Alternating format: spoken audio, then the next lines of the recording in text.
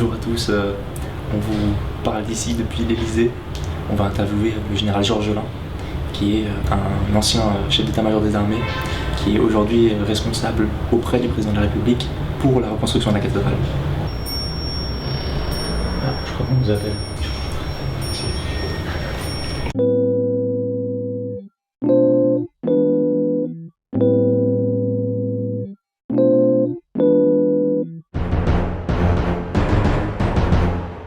Né en 1948 et j'ai donc une carrière militaire de 1967 à 2010 où j'ai terminé comme général d'armée, comme chef d'état-major des armées, c'est-à-dire au sommet de la hiérarchie militaire.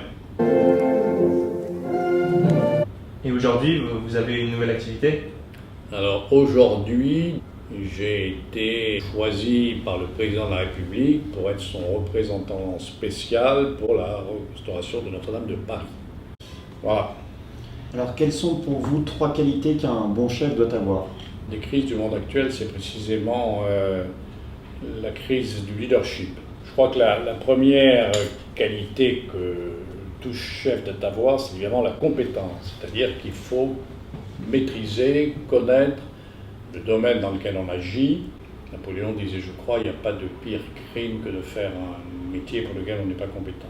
La deuxième qualité, il faut avoir beaucoup de courage. Le courage, c'est avoir peur et ne pas le montrer. Il n'y a pas de surhomme face au danger.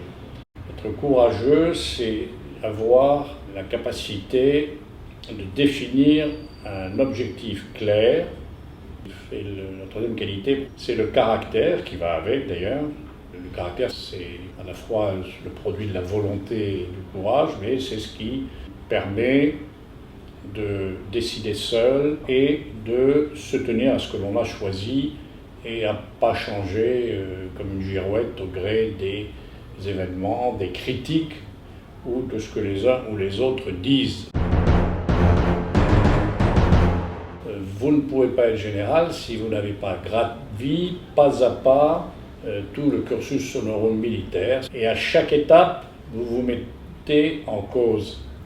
Le fait d'être passé par tous ces échelons, avec chaque fois le risque de se faire disqualifier, est extrêmement formateur et vous donne une certaine autorité. God, what's your sole purpose in this army? Le monde civil s'est déjà beaucoup inspiré du monde militaire. Je crois qu'il n'y a pas 150 façons d'exercer un leadership. Vous avez parlé de compétences, de courage, de caractère. Ce ne sont pas des qualités spécifiquement militaires. Par ce fait qu'une faute se paye par la mort, c'est la raison pour laquelle, chez nous, dans l'armée, la discipline est tout à fait importante. L'armée n'existe pas pour elle-même, elle existe par rapport à une nation, par rapport à un pays, par rapport aux intérêts de ce pays, par rapport au territoire, par rapport à la nation. Et par conséquent, elle n'a pas d'objectif propre, elle est au service du pays. Un deuxième élément très important, le chef des armées, ce n'est pas le chef d'état-major des armées, ce n'est pas non plus le ministre, c'est le président de la République. Et je vais même plus loin. La fonction de chef des armées est au cœur de la fonction présidentielle. Ça se manifeste d'abord par sa responsabilité par rapport à la dissuasion nucléaire. Pendant que nous discutons, vous avez un sous-marin qui navigue quelque part dans les eaux profondes avec ses 16 missiles, ses cibles, etc. Mais c'est précisément la permanence de cette dissuasion qui probablement contribue à une sécurité plus générale. Il appartient au chef d'état-major des armées d'exposer au président de la République, dans le conseil, ce qu'on appelle les conseils restreints, le conseil de défense restreint, les différentes options par rapport à une situation géopolitique donnée. Je vous écoute. Voilà, j'ai cru bon de limiter vos choix à 5 options. C'est ensuite au président de décider. Je choisis le numéro 3. Quoi, vous ne voulez pas les lire avant? On m'a élu pour agir, pas pour lire. Numéro 3. J'ai été commandant d'une compagnie compagnie d'éclairage de brigade, c'est-à-dire une compagnie qui allait chercher le renseignement sur l'ennemi quand il se déployait. À l'époque, l'ennemi, c'était l'ennemi conventionnel soviétique. Et mon souci, mon obsession, c'était de me dire, est-ce que si demain matin il y a une guerre, est-ce que ces jeunes Français vont te suivre? Vivre en surface vous punira d'avoir en son temps négligé l'avenir qui toujours hérite.